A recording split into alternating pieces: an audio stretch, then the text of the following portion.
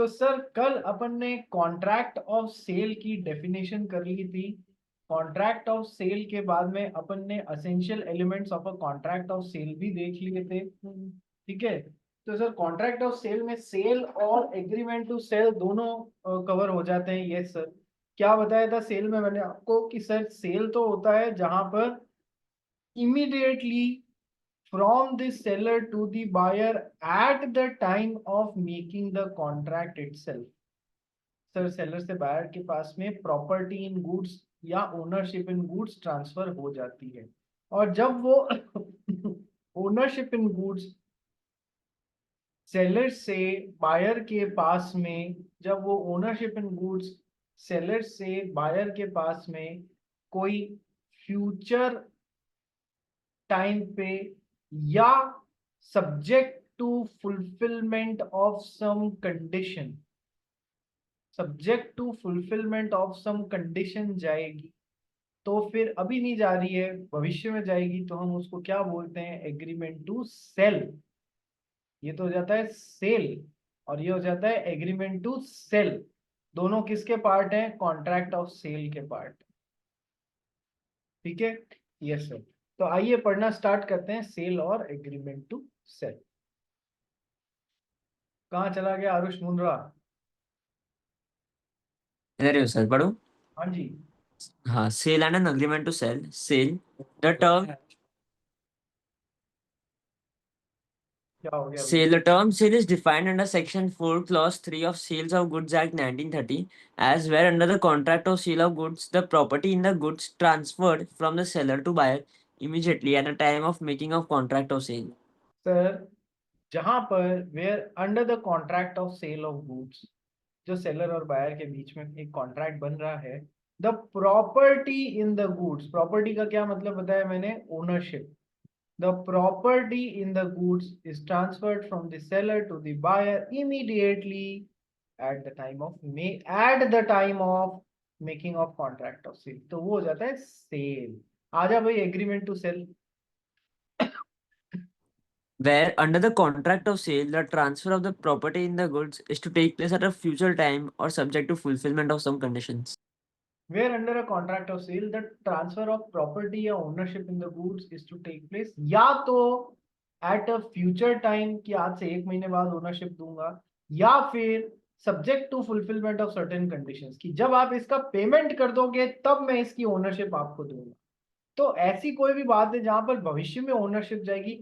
Sir contract बनाने के बाद में भविष्य में ओनरशिप जाएगी, तो वो कहलाता है एग्रीमेंट टू सेल। सर क्या ऐसा हो सकता है?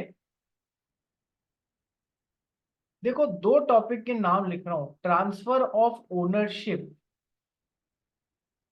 And delivery of goods.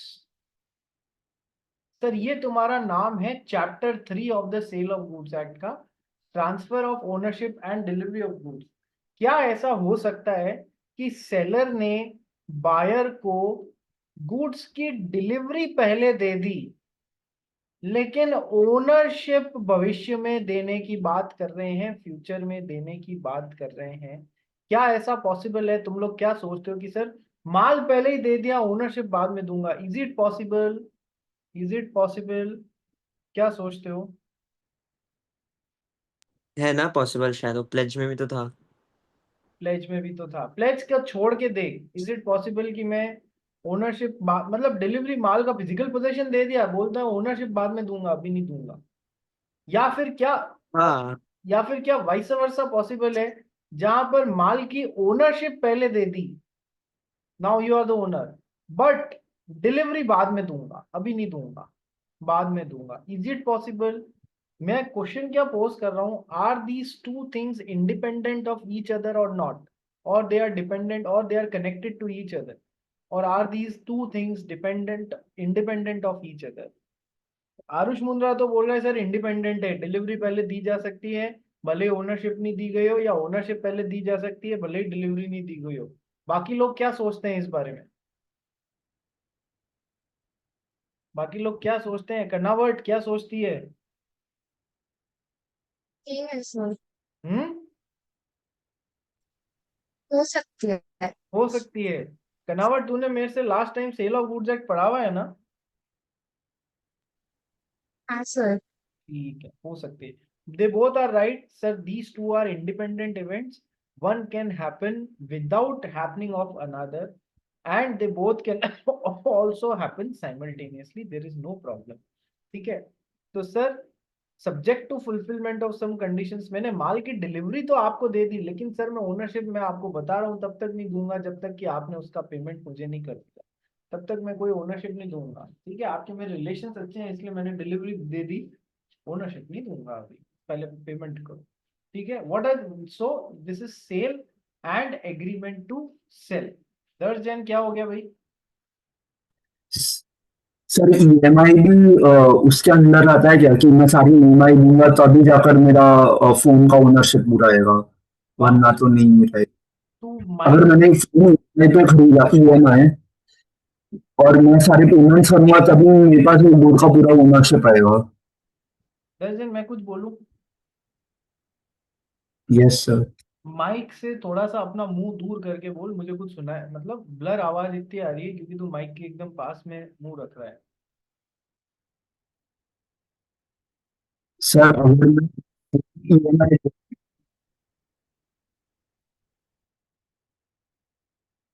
There is some problem. तुम लोग को समझ में आया क्या वो क्या पूछ रहे हैं? नहीं भाई, किसी को नहीं आया है, तेरे माइक में आज कुछ प्रॉब्लम है, उसको हटा के पूछ। नेक्स्ट, चलो जितने अपन सेल और एग्रीमेंट टू सेल के बीच में डिफरेंस करते हैं। What is the difference between sale and agreement to sale? ये एग्जाम में काफी बार पूछ लिया जाता है, हालांकि अब चांसेस कम है, लेकिन सर पूछ ले तो हमें तो तैयार रहना है। ठीक है, सेल और एग्रीमेंट टू सेल के बीच में डिफरेंस, सबसे पहला ट्रांसफर ऑफ ओनरशिप। सेल में क्या होता है sir, immediately at the time of making the contract itself ownership transfer हो जाती है from seller to the buyer. ठीक है, whereas agreement to cell में क्या होता है, ओनर कॉन्ट्रैक्ट तो भले ही आज बन गया कि मैं भविष्य में आपको ओनरशिप दूंगा या भविष्य में दूंगा माल, sir ownership is transferred at a future time और subject to fulfilment of certain conditions, तो भविष्य में मिलती है, कॉन्ट्रैक्ट बनाने के बाद में मिलती है। What is the type of contract sir? As far as transfer of ownership is concerned, this is an executed contract, and as far as transfer of ownership is concerned, this is an executory contract. मैं payment की बात नहीं कर रहा हूं, payment हो सकता है, ये भी बात हो सकती है पेमेंट बाद में मिलेगा, ओनरशिप अभी दे रहे हो, तो these both are independent events. लेकिन sir as far as ownership transfer होने की बात है, उस लिहाज से sale is an executed contract and agreement is sale is an executory contract. what is an executory contract? Rishi Agarwal, executory contract क्या होता है? Yet to be executed. क्या येट टू बी, क्या Yet to be executed मतलब उसका fulfilment अभी हुआ नहीं है बाकी। एग्जीक्यूटरी कॉन्ट्रैक्ट जिसमें एक या एक से ज्यादा पार्टीज को अपने काम करने बाकी हैं, yet to be done, yet to perform their obligations. Yes sir, ठीक है, yet to be done. Next, अब तीसरा क्या है difference? The third difference is rights of, ये बहुत इंपॉर्टेंट है भाई, ध्यान से पढ़ना, rights of seller against buyer breach. कि सर सेलर और बायर के बीच में कॉन्ट्रैक्ट बना था कोई माल खरीदने और बेचने के लिए, यदि सेल का केस है जहां पर ओनरशिप सेलर से बायर के पास में जा चुकी है और बायर ने ब्रीच ऑफ कॉन्ट्रैक्ट कर दिया, ब्रीच ऑफ कॉन्ट्रैक्ट बोले तो कि नहीं नहीं मेरे को नहीं चाहिए, वापस ले जाओ, या वो पैसे नहीं दे रहा है, ओनरशिप तो जा चुकी है और वो अब उसको पैसे देने, वो पैसे नहीं दे रहा है, तो सर यहाँ पर चूंकि ओनरशिप सेलर से बायर के पास में जा चुकी है, सेलर जो है बायर पे किस चीज के लिए केस करेगा सर? For the price. पूरे, मान लो सेलर बायर को कोई कार दे रहा था और बायर जो है इसको बदले में 2 लाख रुपए दे रहा था, देने का वादा किया था, दिए नहीं, तो सर सेलर बायर पे, यदि बायर ब्रीच कर रहा है, प्राइस नहीं दे रहा है, पूरा 2 लाख रुपया वसूलने के लिए केस करेगा। जबकि एग्रीमेंट टू सेल में क्या होता है sir?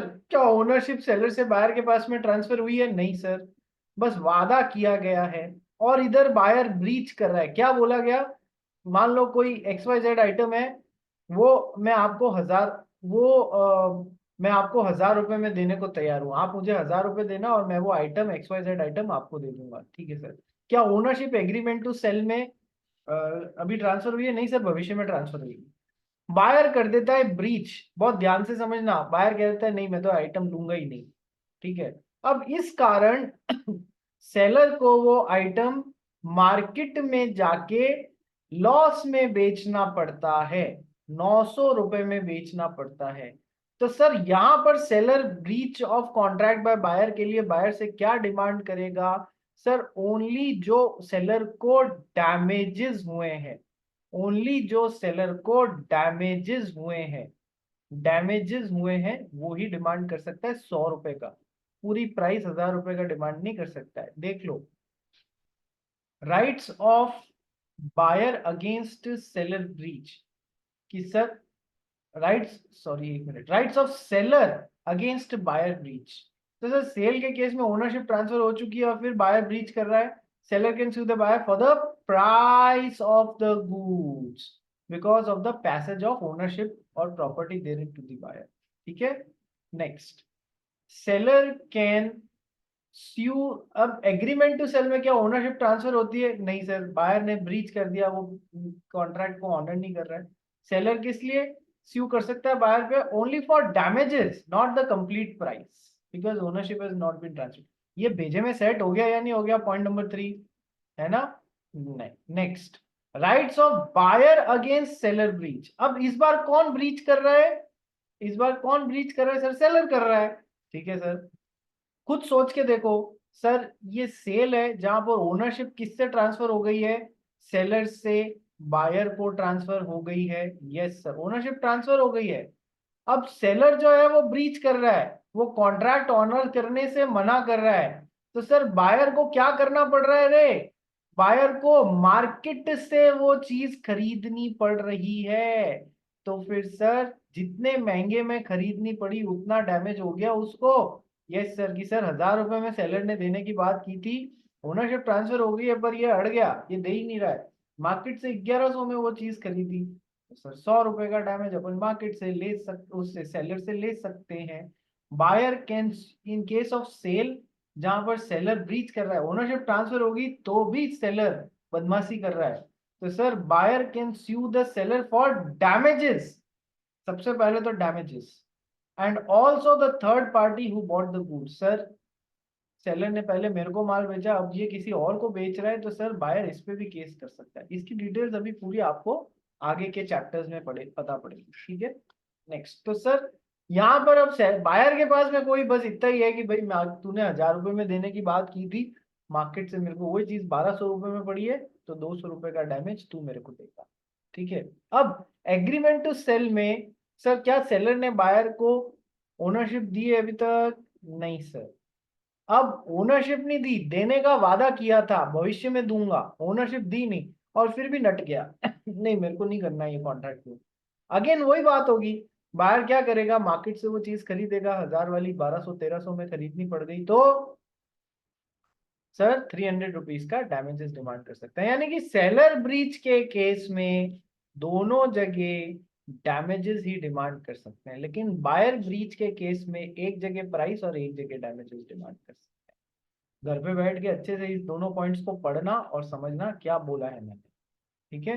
Next point number 5, effect of subsequent loss और बर्डन ऑफ रिस्क। पढ़ भाई Aarush Mundra. Effect of subsequent loss or burden of risk. The subsequent loss or destruction of good is liability of the buyer in case of sale. And in case of agreement of sale, such loss or destruction is liability of the seller. देखो ये point समझने के लिए पहले golden rule ध्यान करो। ये point को समझने के लिए एक गोल्डन रूल ध्यान रखो। क्या है हमारा गोल्डन रूल? हमारा गोल्डन रूल है रिस्क फॉलोज ओनरशिप। क्या है हमारा golden rule? Risk follows ownership. Sir इसका क्या मतलब हुआ?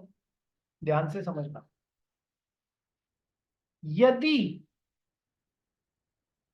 कॉन्ट्रैक्ट बनाते समय और उसके बाद में समझना, यदि किसी पार्टी के द्वारा माल का, पार्टी की गलती के कारण माल को या गुड्स को नुकसान पहुंच रहा है, तब तो ही विल बी रेस्पॉन्सिबल।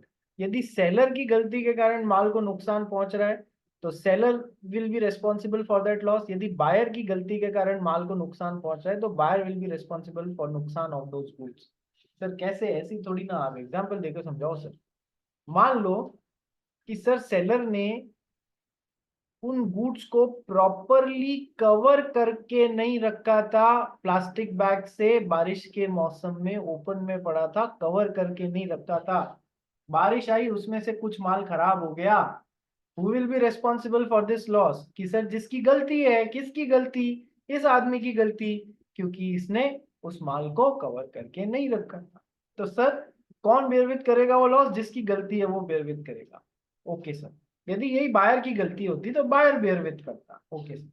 लेकिन सर कई बार ऐसा होता है, किसी भी पार्टी की कोई गलती नहीं होती है, उसके बावजूद भी गुड्स को नुकसान पहुंच जाता है, डैमेजेस हो जाते हैं। तो सर अब कौन बेयर विथ करेगा? सेलर बेयर विथ करेगा या बायर बेयर विथ करेगा? किसी की पार्टी की कोई भी गलती नहीं थी, ना सेलर की गलती थी ना बायर की गलती थी, फिर भी गुड्स को नुकसान पहुंच गया। Now who will bear that loss? So the rule, golden rule will come into action, risk follows ownership. जो भी नुकसान के समय उन गुड्स का ओनर था, चाहे सेलर ओनर था तो वो, चाहे बायर ओनर था तो वो, सर लॉस या रिस्क उसको बेयर विथ करना पड़ेगा। कि सर कैसे? सेलर ने माल बायर के पास में एक ट्रांसपोर्ट में भेज दिया, ट्रांसपोर्टेशन के थ्रू भेजा, ट्रक में भेजा। सर रास्ते में ट्रक का ही एक्सीडेंट हो गया और इतना बूंदा और गंदा एक्सीडेंट हुआ कि अब सारा माल खराब हो गया। तो सर अब कौन बेयर, क्या इसमें सेलर की गलती थी? नहीं। क्या इसमें बायर की गलती थी? नहीं। So who will bear the loss? Sir जो भी उस समय ओनर था उन गुड्स का, वो, यदि सेलर ने ओनरशिप अभी तक खुद के पास में ही रखी है, बायर को ट्रांसफर नहीं की है, तो ही इज द ओनर, तो he will have to bear the risk. यदि बायर ने के पास में ओनरशिप ट्रांसफर हो चुकी है, यदि बायर के पास में ओनरशिप ट्रांसफर हो चुकी है तो he will bear the loss, he will, वो लॉस उसको बेयर विथ करना पड़ेगा, बिकॉज रिस्क फॉलोज दी। ठीक है, क्या ये कंसेप्ट समझ में आ गया? रिस्क फॉलोज ओनरशिप का। Yes sir. अब सेल के केस में क्या होता है रे? सर ओनरशिप सेलर से बायर के पास में जा चुकी होती है ना? Yes sir. तो who will bear the risk? Sir party की गलती है तो वो पार्टी बियर विथ करेगी। किसी गलती के बिना गुड्स को नुकसान पहुंच गया तो सर जो ओनर है, तो सेल के केस में तो ओनर कौन है? बायर है, तो he will have to bear the risk. And agreement to sale के केस में ओनर कौन है? एग्रीमेंट टू सेल के केस में सर अभी तक सेलर ही है, उसने बायर को ओनरशिप ट्रांसफर नहीं की है, वो तो भविष्य में करेगा। और उस दौरान गुड्स को कुछ नुकसान हो जाता है तो कौन बियर विथ करेगा? कि सेलर करेगा। सिंपल है। Yes sir. चलिए आगे बढ़ते हैं। ये पॉइंट आपको समझ में आ गया होगा। इफेक्ट ऑफ सब्सिक्वेंट रिस्क और बर्डन ऑफ रिस्क। ठीक है। आरुष मुंदड़ा क्या हो गया? सर मेरे को पूछना था, जो कॉन्ट्रैक्ट ऑफ सेल, जो अग्रीमेंट टू सेल होता है ना, वो भी कॉन्ट्रैक्ट ही ना, तो मतलब वो सेलर बाद में बोल सकता है कि नहीं अब मैं किसी और को बेचूंगा, तेरे को नहीं बेचूंगा गुड, विदाउट एनी रीजन।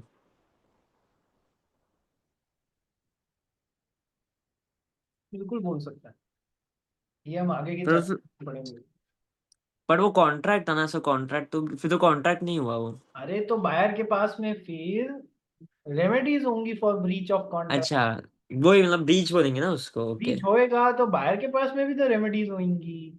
हाँ नहीं, मुझे लगा विदाउट एनी ब्रीच वैसा कर सकता है, मतलब विदाउट एनी, हाँ अरे यार, सब।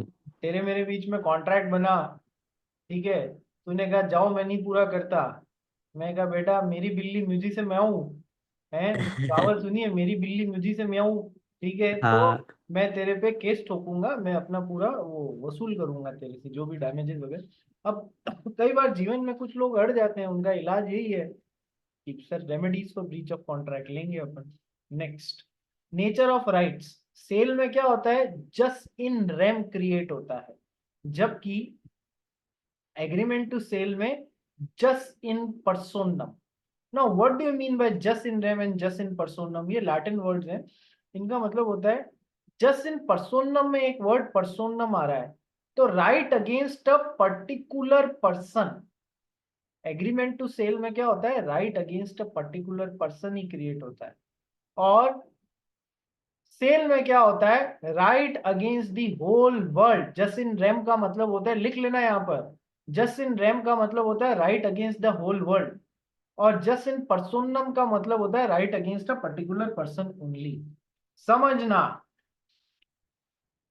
सेलर ने बायर को कॉन्ट्रैक्ट ऑफ सेल बनाया है और दूसरा सेलर ने बायर के साथ में एग्रीमेंट टू सेल बनाया है.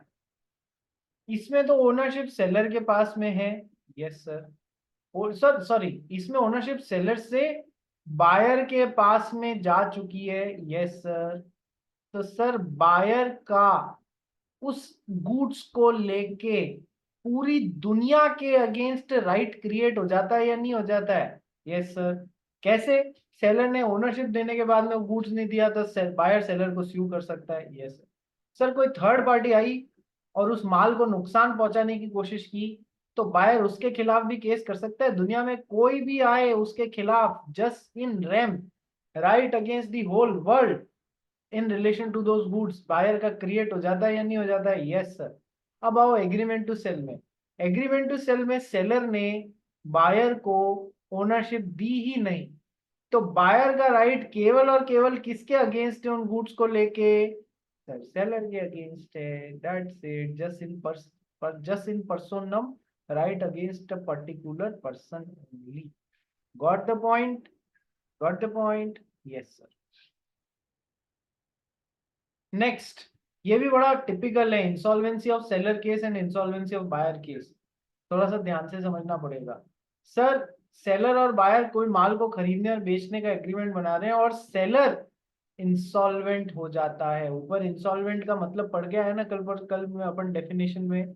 Yes sir. जो अपने लोन्स नहीं चुका पा रहा है. Yes sir. तो इंसॉल्वेंसी ऑफ सेलर केस, एक बार पहले इसको पढ़. सेल के केस में क्या होगा Aarush? In case of sale, official assignee will not be able to take over the goods, but will recover the price from the buyer. और और एग्रीमेंट दूसरे में official assignee will acquire control over the goods, but the price will not be recoverable. चलो आओ समझते हैं. Sir seller insolvent हो रहा है, ध्यान से समझना. Seller is becoming insolvent. Yes sir. Sale के केस में ओनरशिप सेलर से बायर के पास में जा चुकी है ना? Yes sir. Now buyer is. अब समझ. सर जो भी बंदा इंसॉल्वेंट होता है उसकी सारी प्रॉपर्टी पे राइट किसका हो जाता है? ऑफिशियल असाइनी या रिसीवर. क्या लिखा हुआ था यहाँ पर? Official assignee. ऑफिशियल असाइनी यानी कि अपन ने वो एक केस लॉ पढ़ा है ना, रॉयल ब्रिटिश बैंक वर्सेस टर्कवेंट वाला. कंपनीज एक्ट में पढ़ा है ना, रॉयल ब्रिटिश बैंक वर्सेस टर्कवेंट. तो टर्कवेंट कौन था रे? सर वो कंपनी जिसके बिहाफ पे जो कंपनी दिवालिया हो गई थी, जिसको वाइंड अप करने का काम टर्कवेंट को मिला था, वो ही ऑफिशियल रिसीवर या असाइनी था. ठीक है सर. चलो तो सर जो भी बंदा इंसॉल्वेंट हो रहा होता है उसकी सारी प्रॉपर्टी किसमें वेस्ट करती है सर? ऑफिशियल असाइनी में. वो अंदाजा लगाता है इस बंदे की प्रॉपर्टी, इसके बंदे का उधार कितना है कि मान लो 1 लाख. प्रॉपर्टी कितनी है इसकी कि सर जो जो सारी की सारी अब ऑफिशियल असाइनी को मिल गई कि सर 20,000. ठीक है. तो सर अब रुपए में 20 पैसे मिलेंगे लोगों को. ठीक है. जिन जिन का भी क्लेम बैठता है. तो ये होता है, ये पूरा काम कौन करता है सर? ऑफिशियल असाइनी करता है. सर सेलर इंसॉल्वेंट हो रहा है तो उसकी सारे अधिकार किस में वेस्ट कर जाएंगे सर? ऑफिशियल असाइनी में. Yes sir. अब सेल के केस में क्या हो रहा है बेटा कि सर ओनरशिप तो बायर के पास में चली गई है, सेलर हो गया इंसॉल्वेंट. Yes sir. अब official assignee will not be able to take over the goods. Why? In case of sale where the seller has become insolvent, official assignee कभी भी गुड्स वापस नहीं ले पाएगा। क्यों? क्योंकि गुड्स की ओनरशिप किसके पास में जा चुकी है? बायर के पास में। तो ऑफिशियल असाइनी ये नहीं बोल सकता कि वो गुड्स मेरे को दे दो, ठीक है, ये इंसॉल्वेंट हो गया है तो मैं ऑफिशियल असाइनी हूं तो उसके सारे गुड्स मेरे में वेस्ट। अरे ये ओनरशिप दे चुका है। ज्यादा से ज्यादा ऑफिशियल असाइनी क्या क्लेम कर पाएगा बायर से? But will be you able to recover the price from the buyer. ज्यादा में ज्यादा क्या क्लेम कर सकता है सेलर बायर से? पूरी प्राइस। ऑफिशियल असाइनी सेलर के बिहाफ पे बायर से प्राइस क्लेम कर सकता है, पर गुड्स को वापस ना मांग सकता। ठीक है। अब यहां पर देखो, ये है एग्रीमेंट टू सेल का case. Official assignee will acquire control over the goods but the price will not be recoverable. Sir इस बार क्या हो रहा है? Agreement to cell. ओनरशिप अभी तक किसके पास में है गुड्स की?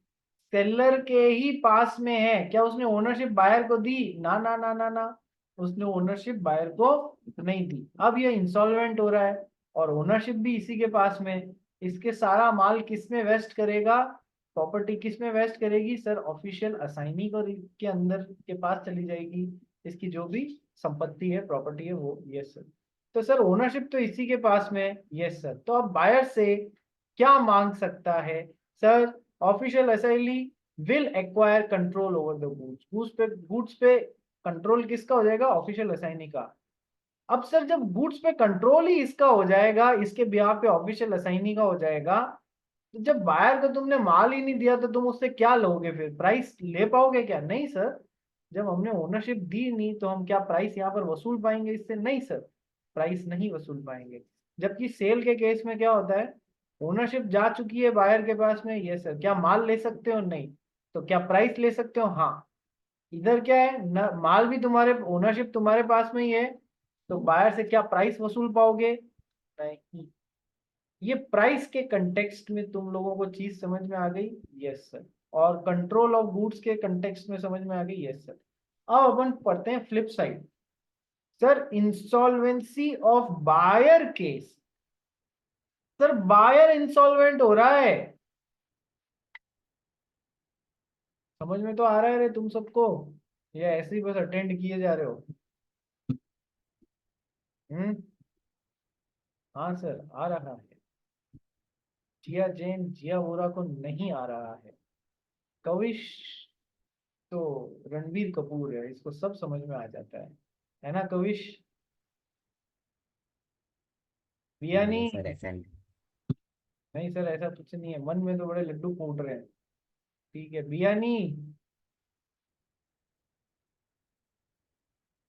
अरे कहाँ चली गई बियानी?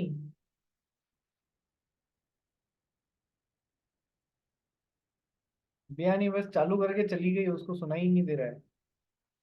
नेक्स्ट सृष्टि। दिशी, दिशी को भी आ रहा है। दिशी, अक्षित कासट को आ रहा है। चलो भाई किसी को प्रॉब्लम हो बोल देना। आज बच्चे कम आए हैं क्लास में, क्या कारण है? 5-6 बच्चे एब्सेंट है आज। Hmm why many people have not come is a big question. चलो आओ नाउ। अब बायर इंसॉल्वेंट हो रहा है, समझना।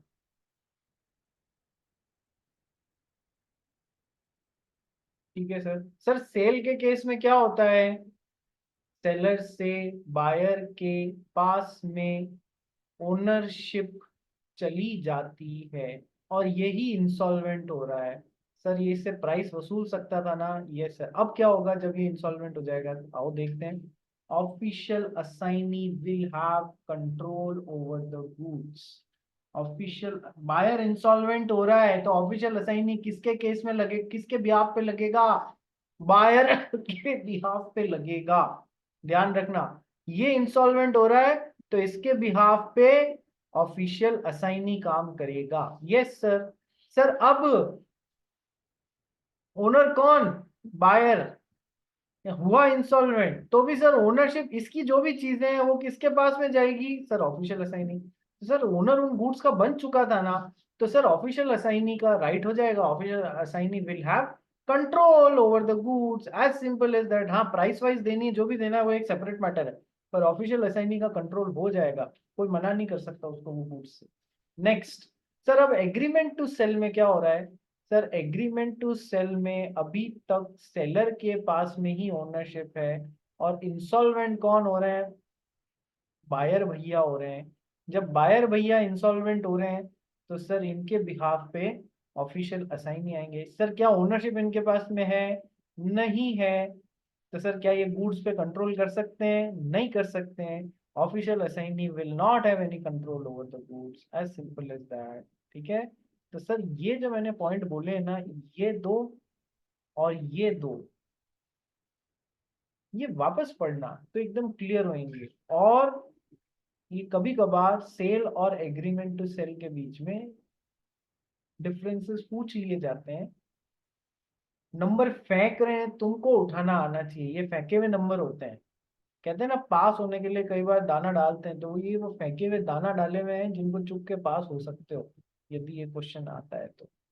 ठीक है, बोलो रे, बात समझ में आ गई? Yes sir. सर अब एक काम करते हैं, सेम लिंक पे वापस रिज्वाइन करो, सेम लिंक पे वापस रिज्वाइन करो तो आगे का काम करते हैं।